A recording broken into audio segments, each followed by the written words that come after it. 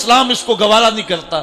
اور کیا بہوؤں بیٹیوں کا تماشا لگایا، اور نیم برہنہ بیٹیاں لوگوں کی شہوانی نگاہوں کے سامنے ہیں، اور باپ بھی کھڑا ہے اور بیٹا بھی کھڑا ہے، نہ باپ کی آنکھوں میں حیا ہے، نہ بیٹے کی نظروں میں حیا ہے، نہ بھائیوں میں غیرت ہے، اور کہتے ہو اللہ کی رحمتیں ہمارے اوپر نازل ہوں۔ یہ تو شکر کرو پتھر نہیں برستے محمد عربی کے قدموں کا صدقہ۔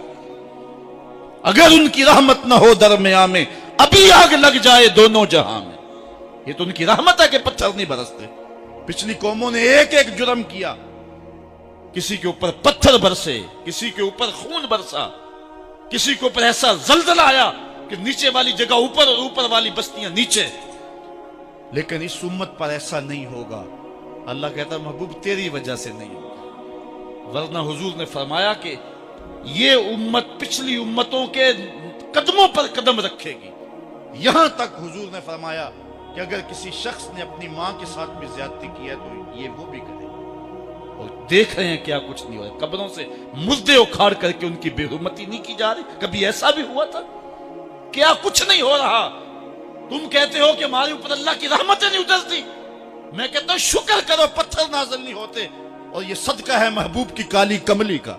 اور اللہ نے فرمایا ما کان اللہ لیعذبہم وانت فیہم، محبوب تیری وجہ سے میں عذاب نہیں اتارا ورنہ پیس کے رکھ۔ تو ہم اپنے آپ کو دیکھیں، اپنے کردار کو دیکھیں، اپنے حوال کو دیکھیں، سر سے لے کر پاؤں تک ہم اسلام میں آ جائیں، چھوڑیں آدھا تیتر آدھا بٹیر، جہاں جی چاہا اسلام کے دامن میں آگے اور جہاں جی چاہا ادھر چلے گئے، مسجد میں بھی چندہ دیا اور ہوٹل میں بھی شراب پی، رب بھی خوش رہے شیطان بھی راضی رہے، ایسا نہیں ہوگا۔ رب کہتے ہیں نہیں، کہ میرے ہو تو پھر میرے ہی ہو۔ کوئی بھی غیرت مند محبوب نہیں جو ہے تسلیم کرتا کہ میرا محب کسی اور کی طرف نظر اٹھا کے بھی دیکھے، تو رب سب سے بڑا غیرت مند ہے، وہ نہیں چاہتا میرا ہو اور کسی اور کی طرف دیکھے۔ تم کون ہے؟ مغربی تہذیب لگتی کیا ہے تمہاری؟ اپنی ملت کا قیاس اقوام مغرب سے نہ کر، خاص ہے ترکیب میں تجھے قوم رسول ہاشمی۔ تم غیروں کی نکالیاں کرتے پھرتے ہو، تمہارے سامنے سیدہ عائشہ کی سیرت موجود نہیں ہے؟ تم مغرب کے ٹینوں بننے کی کوشش کرتی ہے میری بیٹی، تیرے سامنے محمد کی بیٹی فاطمہ کا نقشہ نہیں ہے؟ کدھر بھاگ رہی ہے؟ یہ بال کھول کے بازار میں کون جا رہا ہے؟ یہ نیم برہنہ کون جا رہا ہے؟ دیکھ محمد عربی تجھے کیا آواز دے رہے، ان کا لہجہ کیا، اس کو سن اور زندگی کو اس کی مطابقت میں گزار۔ اصل ہمارے دل زنگ آلود ہو گئے، اس دنیا کے اس ماحول نے ہمیں اس طرح کر دیا ہے کہ آج ہمیں سمجھ نہیں آ رہی کہ ہم کدھر جائیں۔ علماء فرماتے ہیں جب دل زنگ آلود ہو جائیں تو پاک لوگوں کی صحبت اختیار کریں، اور کثرت ذکر، حضور نے ارشاد فرمایا لکل شین سقالہ وسقالۃ القلوب ذکر اللہ، ہر شے کا زنگ اتارنے والی کوئی چیز ہے، دلوں کا زنگ لگ جائے تو اللہ کا ذکر کیا کرو، دلوں کا زنگ اتر جائے۔ اور ایک اور حدیث میں حضور نے دلوں کا اور من کا میل اتارنے کے دو نسخے بیان کیے، ایک کثرت کے ساتھ موت کو یاد کرنا، کثرت کے ساتھ موت کا تذکرہ، اور دوسرا کثرت کے ساتھ جو ہے وہ تلاوت کلام مجید۔ اصل 10-15 سالوں سے ہمارے ساتھ جو کچھ ہوا ہے، آج اگر کوئی تذکرہ موت کرے، کوئی آخرت کی یاد دلائے، کوئی عمل کی بات کرے، وہ کہتے ہیں یہ تو ویسے خوش کیسے، کیا پتہ، قبر کا مذاق اڑا رہا ہے۔ اللہ اکبر، قبر دا خوف دے دے کے لوکی مینوں ڈرا دے۔ میں کہتا ہوں لوگ ہے کون ڈرانے والے؟ منکر نکیر کا پتہ آمنہ کے لال نے دیا ہے۔ قوم کو بے عمل بنایا جا رہا ہے، اور ان کے سینے سے خوف خدا اور خشیت الہی جو ہے وہ کھلتی جا رہی ہے، اور یہ سب کچھ دین کے نام پہ کیا جا رہا ہے، اور چند مفاد پرست لوگوں نے ترہیب اور ترغیب جو کہ اسلام کا مزاج ہے، تبشیر اور تنذیر نبی کا منصب ہے، اس کا مذاق اڑا کے رکھ دیا، اور انہوں نے ایک متوازی دین دے دیا ہے، جس کے نتیجے کے اندر قوم کی بے عملی جو ہے وہ پختہ تر ہو گئی، اور اس کو وہ دین کا رنگ دے رہے ہیں۔ اللہ کے محبوب علیہ الصلوۃ والسلام نے فرمایا کہ دلوں کو زنگ لگ جائے تو ذکر سے اترتا، دلوں کو زنگ لگ جائے تو قرآن سے اترتا، دلوں کو زنگ لگ جائے تو موت کی کثرت کے ساتھ یاد کرنے سے اترتا۔ قرآن مجید کی تلاوت معمول زندگی بنا۔ وہ کہتے ہیں کہ چہرے کا پردہ نہیں ہے، ہاتھوں کا پردہ نہیں ہے، پاؤں کا پردہ نہیں ہے۔ شاید وہ اس بات کو جو ہے وہ سمجھنے سے قاصر ہیں کہ یہ محارم کے لیے ہے۔ عورت کا مخصوص اعضاء کا پردہ تو اس کے باپ سے بھی ہے، اس کے بھائی سے بھی ہے، اس کے محارم سے بھی ہے، حتیٰ کہ بیٹے سے بھی ہے۔ لیکن یہ جو اعضاء ہیں ان کا پردہ بھی عورت کے اوپر لازم ہے، چونکہ جو شر پیدا ہوتی ہے وہ چہرے سے اس کا آغاز ہوتا ہے۔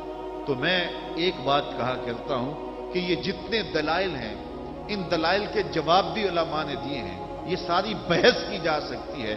میری مائیں بہنیں تصور کر لیں کہ سیدہ فاطمہ تو زہرا کا پردہ کیسا ہوگا، تو ان کے تصور میں حیا میں لپٹی ہوئی فاطمہ دکھائی دے گی۔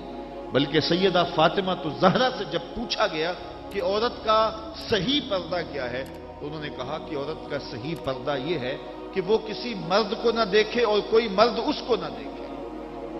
حضرت عبداللہ ابن مکتوم رضی اللہ تعالی عنہ کے سامنے ازواج مطہرات نے پردہ نہیں کیا تو وہ آنکھوں سے نابینے تھے، تو حضور نے اس پر انہیں تنبیہ کی کہ تم نے پردہ کیوں نہیں کیا؟ تو انہوں نے کہا حضور وہ تو نابینا ہے۔ تو فرمایا کہ تم نابینا تو نہیں ہو۔ تو پردہ مرد سے بھی ہے، جہاں فتنے کا امکان بھی ہو، شریعت نے وہ راستہ ہی مسدود کر دیا ہے تاکہ کل کوئی فتنہ کھڑا نہ ہو جائے۔ تو میں سادی سی بات یہ کرتا ہوں کہ پردے کے حوالے سے دلائل کی دنیا بھی ایک بہت بڑی دنیا ہے، لیکن میری مائیں اور بہنیں یہ تصور کریں کہ سیدہ فاطمہ تو زہرا کا پردہ کیا ہوگا، تو یہ تصور کرنے سے ہی طبیعت میں حیا پیدا ہونا شروع ہو جائے گا، اور سیدہ کا پردہ اور ان کی عصمت اور ان کی آبرو کا انداز سمجھ میں آ جائے گا۔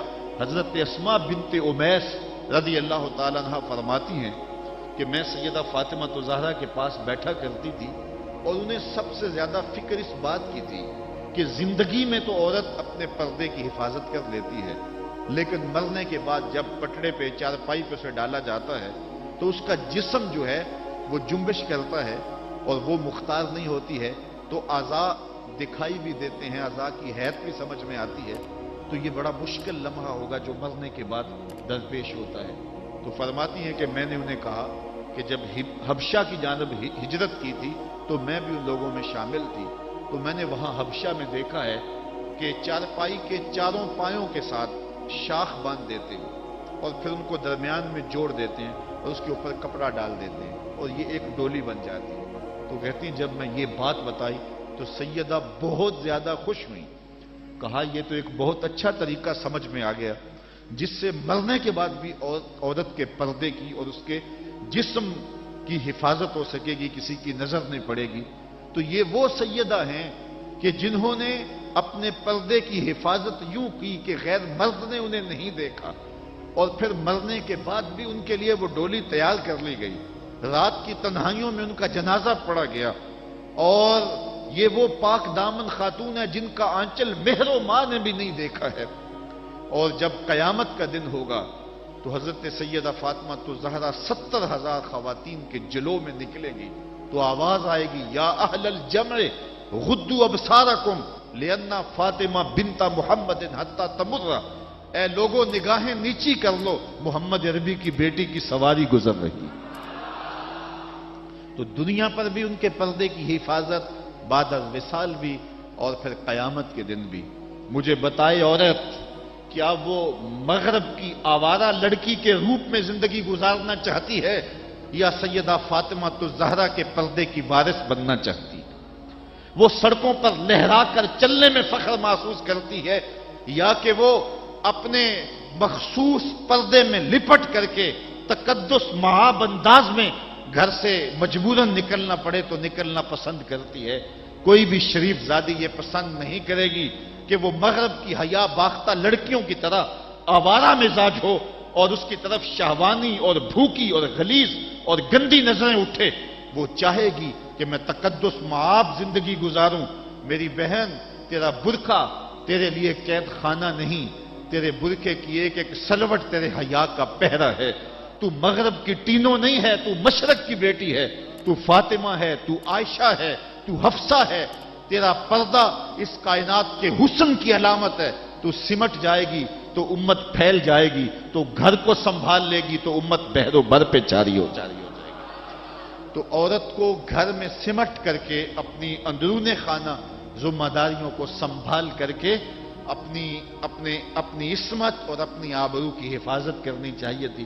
اقبال نے بڑی خوبصورتی سے اس پر بحث کی ہے کہ عورت کے لیے پردہ ضروری ہے یا نہیں، اور پھر کہا عورت کو یہ خود اپنے آپ سے پوچھنا چاہیے کہ وہ کس روپ میں اچھی لگتی ہے.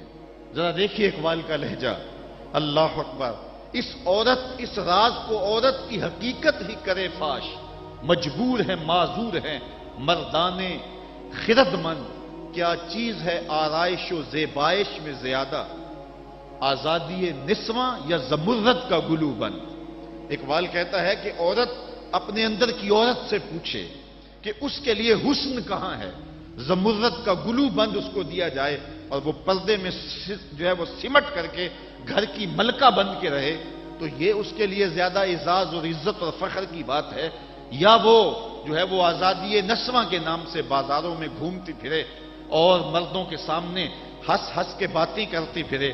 ایک عورت 4 گھر کے افراد کی خدمت کو اپنے لیے بوجھ سمجھتی ہے اور اسلام کو متعون کرتی ہے کہ اسلام نے مجھے جو ہے وہ پابند کر دیا ہے اور گھر کے اندر محدود کر دیا ہے، اور میں اتنے بچوں کی تربیت میرے کندھوں پہ ڈالتی ہے، اور میں شوہر کی خدمت بھی کروں، بچوں کی خدمت بھی کروں، تو اسلام نے تو میرے اوپر بڑی پابندی لگا دی ہے، مجھے آزادی ملنی چاہیے. اور وہ عورت جو 4 بچوں کی خدمت اپنے لیے بوجھ سمجھتی ہے اور پھر وہ 300 مسافروں کو ہنس ہنس کے کبھی پانی پیش کرتی ہے، کبھی کھانا پیش کرتی ہے.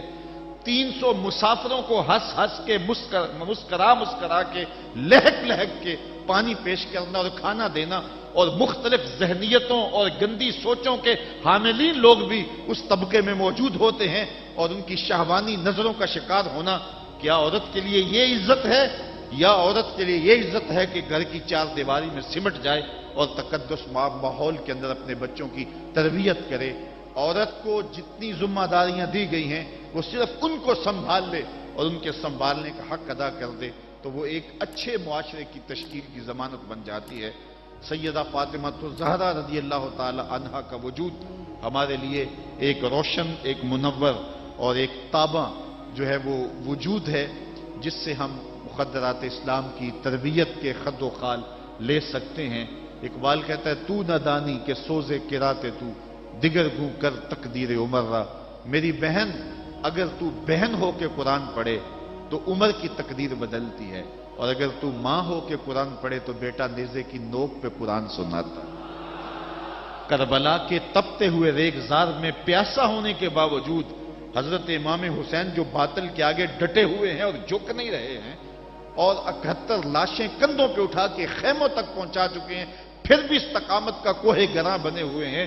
یہ حسین ابن علی کا کمال تو دکھائی دیتا ہی دیتا ہے، لیکن ذرا غور کی آنکھ سے دیکھو پیچھے فاطمہ کے دودھ کا اثر دکھائی دیتا ہے. تو اگر مائیں پردے میں سمٹ جائیں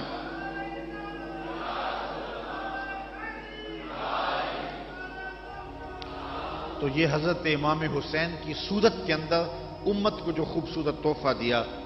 بلکہ یہاں اقبال تو بے خود ہو گیا نا، وہ کہتے ہیں آپے سے باہر ہونے کی کیفیت، کہ عقیدت کا رنگ ایسا چڑھا کہ بس جذبات سے مغلوب ہوا. اقبال کہتا ہے کہ وہ کہتا ہے کہ رشتہ آئین حق زنجیر پاس فرمانے جناب مصطفیٰ، ورنہ گردے تربتش گردید میں سجدہ برخا کے او پاشید میں.